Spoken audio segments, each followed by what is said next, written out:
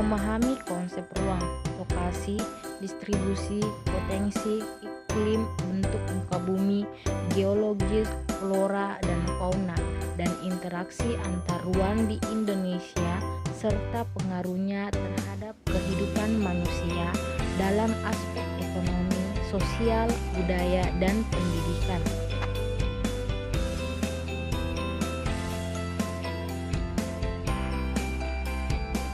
KI 1 dan KI 2 membahas tentang menghargai dan menghayati ajaran agama yang dianutnya serta menghargai dan menghayati perilaku jujur, disiplin, santun, percaya diri, peduli, dan bertanggung jawab dalam berinteraksi secara efektif sesuai dengan perkembangan anak di lingkungan, keluarga, sekolah, masyarakat, dan lingkungan alam sekitar, bangsa, negara, dan kawasan regional. KI 3. Memahami dan menerapkan pengetahuan faktual, konseptual, prosedural, dan metakognitif pada tingkat teknis dan spesifik sederhana berdasarkan rasa ingin tahunya tentang ilmu pengetahuan, teknologi, seni, budaya dengan wawasan kemanusiaan, kebangsaan, dan kenegaraan terkait fenomena dan kejadian tampak mata. KI 4. Menunjukkan keterampilan menalar, mengolah, dan menyaji secara kreatif, produktif, kritis, mandiri, kolaboratif, dan komunikatif dalam ranah konkret dan ranah abstrak sesuai dengan yang dipelajari di sekolah dan sumber lain yang sama dalam sudut pandang teori. Kompetensi dasar 31 dan 41 itu sama membahas tentang memahami konsep ruang, lokasi, distribusi, potensi iklim, bentuk muka bumi, geologis, flora dan fauna, dan interaksi antar ruang di Indonesia serta pengaruhnya terhadap kehidupan manusia Indonesia dalam aspek ekonomi, sosial, budaya, dan pendidikan.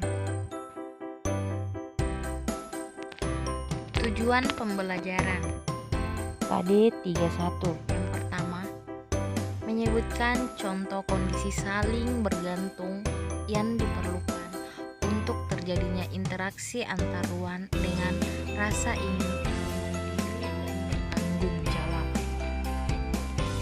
Kedua, menganalisis unsur-unsur atau komponen data secara mandiri dan bertanggung jawab.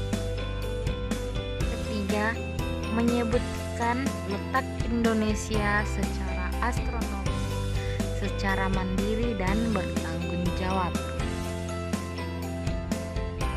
Tujuan pembelajaran KD 41. Yang pertama, menjelaskan implikasi letak Indonesia terhadap aspek ekonomi. Yang kedua, menjelaskan implikasi letak Indonesia secara sosial dan budaya. Model pembelajaran kooperatif learning to try adalah metode yang bisa digunakan dalam semua mata pelajaran dan untuk semua tingkatan usia peserta didik. Metode to try merupakan sistem pembelajaran kelompok dengan tujuan agar siswa dapat saling bekerja sama, bertanggung jawab, saling membantu, memecahkan masalah, dan saling mendorong satu sama lain untuk berprestasi. Penggunaan model pembelajaran kooperatif learning tipe to try akan mengarahkan siswa untuk aktif baik dalam berdiskusi, tanya jawab, mencari jawaban, menjelaskan, dan juga menyimak materi yang dijelaskan oleh teman. Selain itu, alasan menggunakan model pembelajaran to try ini karena terdapat pembagian kerja kelompok yang jelas tiap anggota kelompok. kelompok. Siswa dapat bekerja sama dengan temannya, dapat mengatasi kondisi siswa yang ramai dan sulit diatur saat proses belajar mengajar.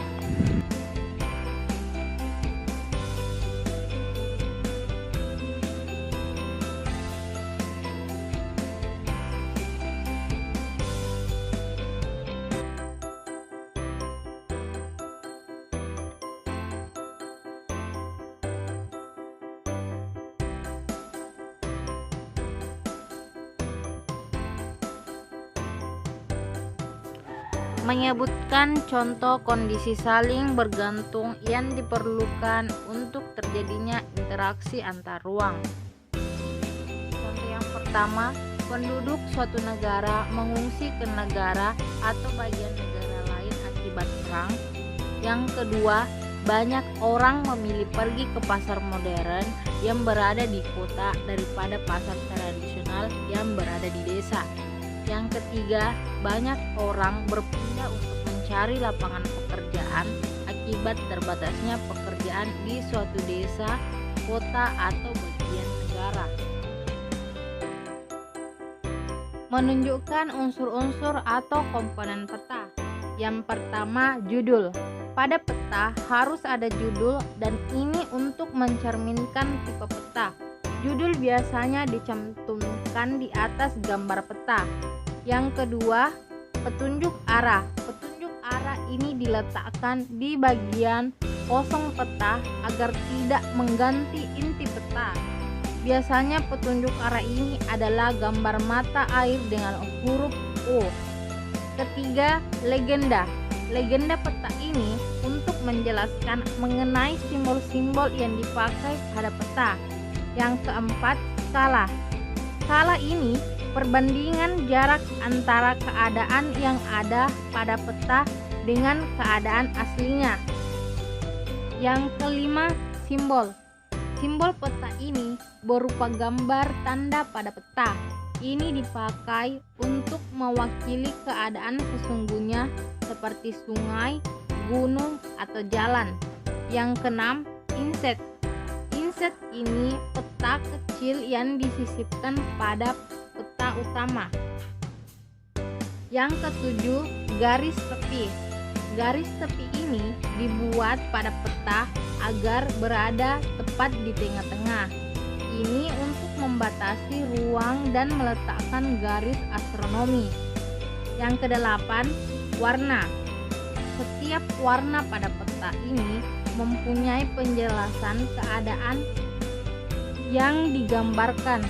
Ini seperti warna biru untuk pengairan, coklat untuk pegunungan, atau kuning untuk dataran tinggi. Letak astronomis merupakan letak suatu daerah berdasarkan posisi garis lintang dan garis bujur. Garis lintang adalah garis-garis yang melingkari permukaan bumi secara melintang, sementara garis bujur merupakan garis yang menghubungkan kutub utara dan kutub selatan. Bentuk garis bujur adalah vertikal. Menyebutkan letak Indonesia secara geografis. Sementara letak geografis adalah lokasi berdasarkan posisi atau letak sebenarnya di permukaan bumi. Letak geografis Indonesia berdasarkan peta berada di antara dua benua dan samudra. Indonesia diapit benua Asia dan benua Australia. Selain itu, Indonesia juga terletak di antara samudra India dan Pasifik.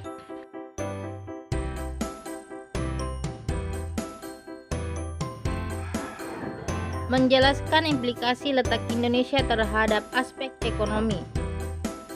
Indonesia sebagai negara maritim melalui jalur perairan yakni laut membuat Indonesia dengan mudah melakukan aktivitas ekonominya baik dalam maupun luar negeri. Kekayaan yang melimpah akibat letak geografisnya yang sangat mendukung, dengan mudah Indonesia melakukan kegiatan ekonominya. Menjelaskan implikasi letak Indonesia secara sosial dan budaya.